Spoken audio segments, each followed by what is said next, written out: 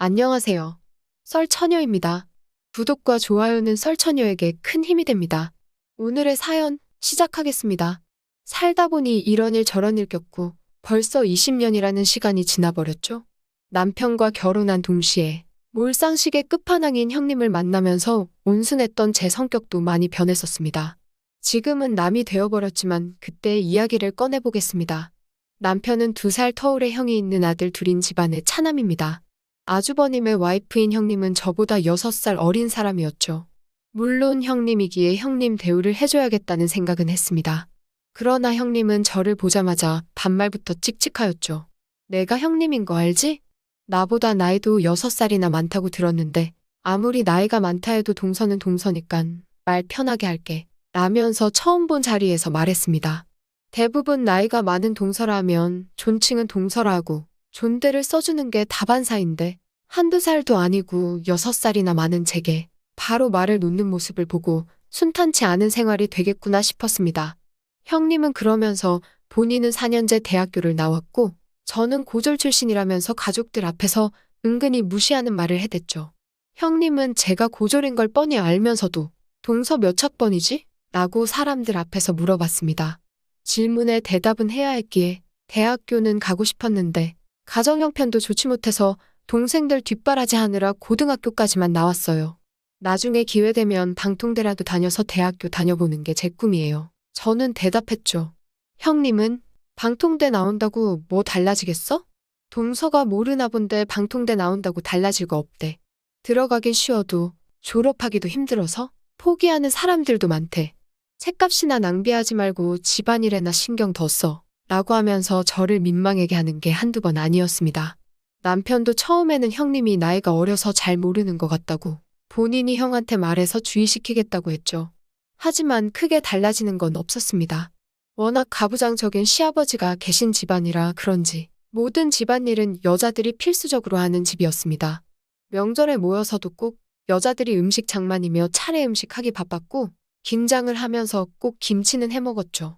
형님은 예상대로 자기는 나이도 어리고 집에서 해본 적 없다면서 음식 해놓으면 옆에서 주워 먹기 바빴습니다.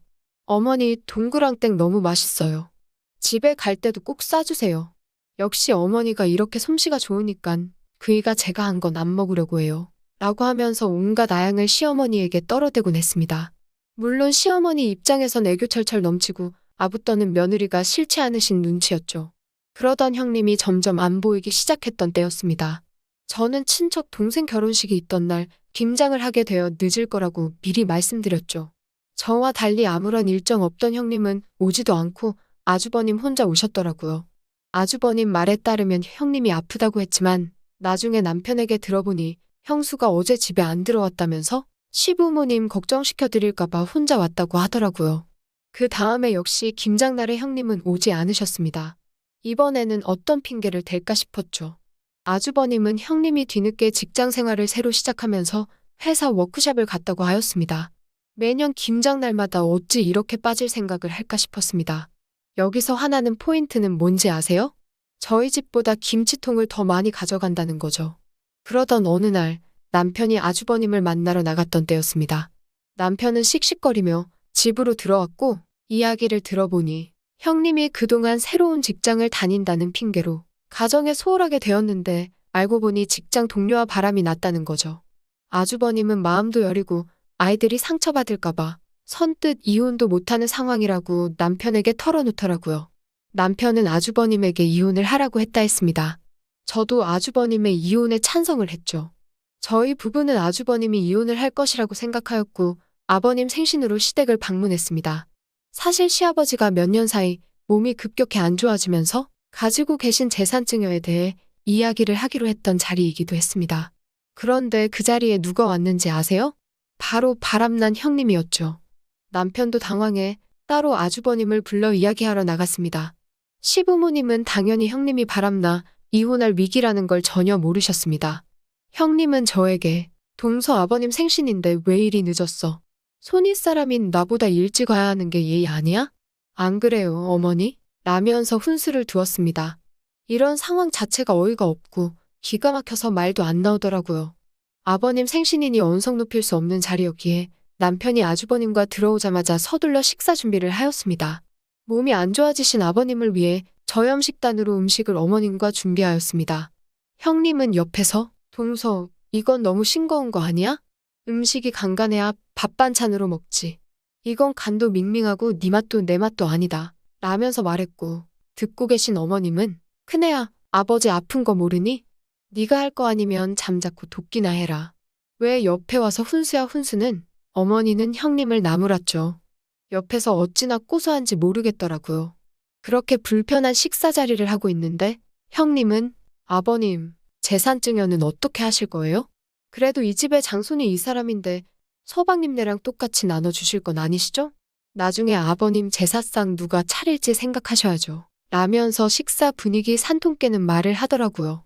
아버님은 들고 계신 수저를 내려놓으시면서 너는 내 생일날 제사상 이야기를 하고 앉아있니? 너가 어리다고 맨날 봐주기만 했는데 분위기 파악 못하고 눈치 없는 건 1등이구나.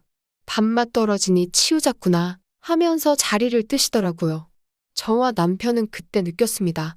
이 여자가 왜 이혼 안 하고 집으로 다시 기어들어왔는지를요. 바로 아버님의 재산 때문이었다는 걸 눈치챘죠. 아버님이 자리를 뜨자마자 남편은 참고 있던 화를 분출했습니다. 바로 형님의 뺨따구를 갈겨버리더라고요. 이게 듣고 있자 하니까 누굴 바보로 아나. 너까지 깨. 여기가 어디라고 기어들어와. 엄마 아버지 똑똑히 들으세요. 저 여자 형 버리고 바람나서 지금 이혼 준비 중이었어요. 그런데 아버지 재산 있는 거 노리고 다시 집으로 기어들어온 거예요. 한 달 전까지 바람나서 집에 안 들어왔었대요. 바람나서 남편이고 애들까지 버리고 나갔으면서 이제 우리 아버지 재산까지 탐내려고 해? 미쳐도 단단히 미쳤구만. 너 지금까지 내 마누라한테 한 짓 생각하면 멱다 버리고 싶은데 그동안 형수라고 참아왔던 거야. 알기나 해? 낯짝 두꺼운 거 보니깐 정신 나간 건 분명하고 지금 여기서 너가 이혼 유책 배우자란 거 모르는 건 우리 부모님 뿐이야.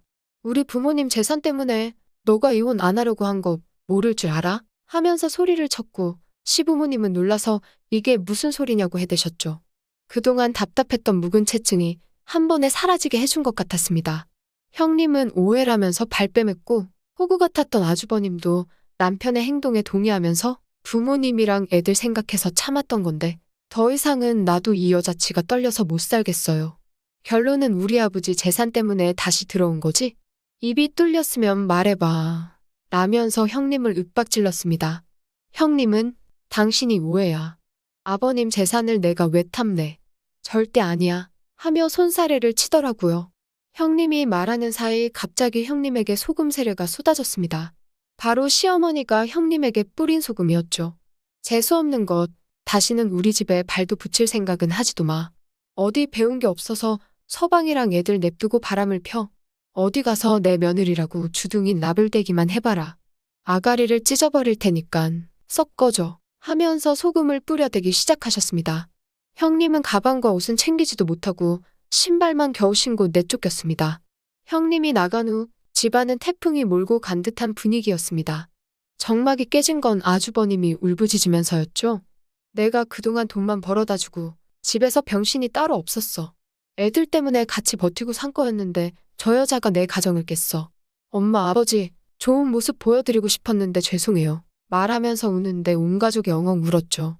아버님 재산만 탐내려고 했던 형님과 아주버님은 그렇게 이혼을 하였습니다. 그로부터 6개월 뒤 모르는 번호로 전화 한 통이 왔습니다. 바로 형님이었죠. 동서 혹시 돈 좀 있어? 이혼하고 가진 돈은 다 써서 월세도 겨우 내고 있어. 당장 쌀 돈도 없는데 그 사람은 전화도 안 받고 해서 동서한테 연락해봤어. 울먹이며 전화하더라고요. 저는 하도 기가 차서 지금 동서라고 했니? 이게 단단히 미쳤나? 동서는 무슨 동서야? 너 낯짝이 얼마나 두껍길래 나한테 전화했냐? 나이도 어린 것이 상황 파악이 안 되니? 너 또라이지? 또라이 맞으니깐 아버님 생신날 제사상 이야기나 하고 앉아있지. 너가 그동안 재수없게 한 거 생각하면 갈기갈기 찢어 죽이고 싶은데 쌀 돈도 없어서 연락했니? 꼴 좋다. 너 한 번만 더러운 주둥이 내 앞에서 놀리기만 해봐. 그땐 아갈머리를 확 찢어줄게. 나도 이 번호 차단할 거니깐 다시는 전화하지도 마. 하고 전화를 끊었습니다. 그것이 저와 어린 놈의 형님과의 마지막 통화였죠. 오늘의 사연은 여기까지입니다. 긴 사연 끝까지 들어주셔서 감사합니다. 구독과 좋아요는 썰처녀에게 큰 힘이 됩니다.